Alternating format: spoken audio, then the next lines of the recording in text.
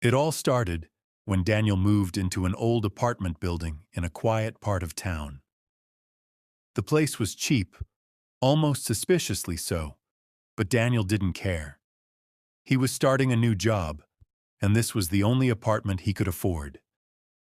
The building had a strange atmosphere: dimly lit hallways, peeling wallpaper, and an unsettling silence that felt unnatural.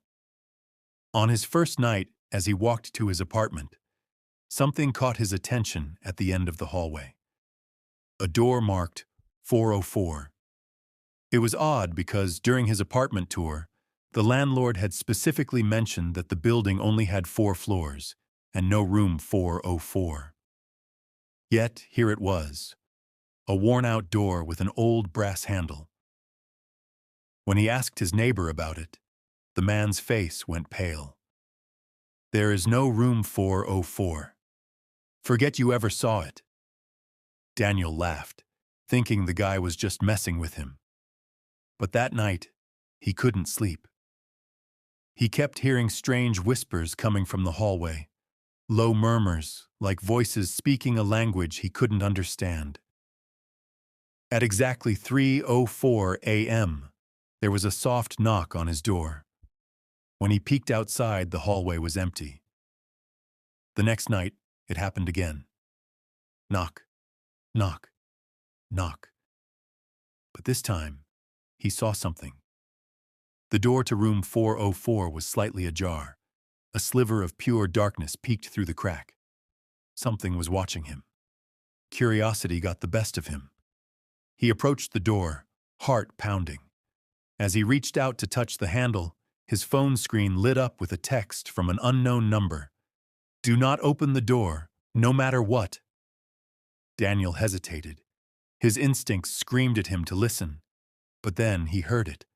A whisper from inside the room. "Help me!" A voice. Weak, desperate. Someone was inside. Someone needed help. Against his better judgment, he turned the handle and pushed the door open. The nightmare begins. The moment he stepped inside, his world changed. The hallway behind him vanished. The door was gone. He was standing in an endless corridor stretching into the darkness, with identical doors lining both sides. A dim red glow pulsed from the ceiling, casting long, eerie shadows. He turned around, searching for the door he entered from, but it was gone. Instead, in its place was a wall. Then, the whispers returned. This time, they were closer.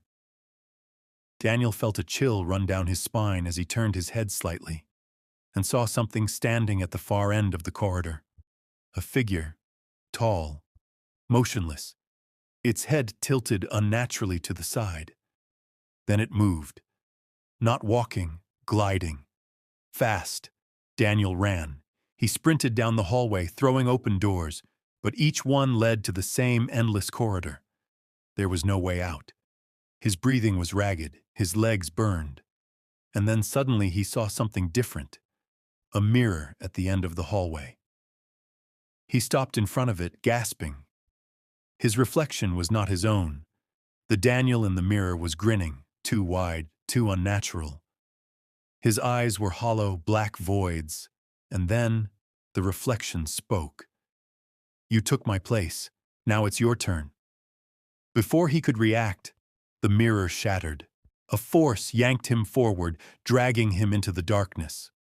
The truth behind room 404. Daniel woke up to the sound of knocking. He was back in his apartment. Everything seemed normal. Had it all been a dream? Then he noticed something.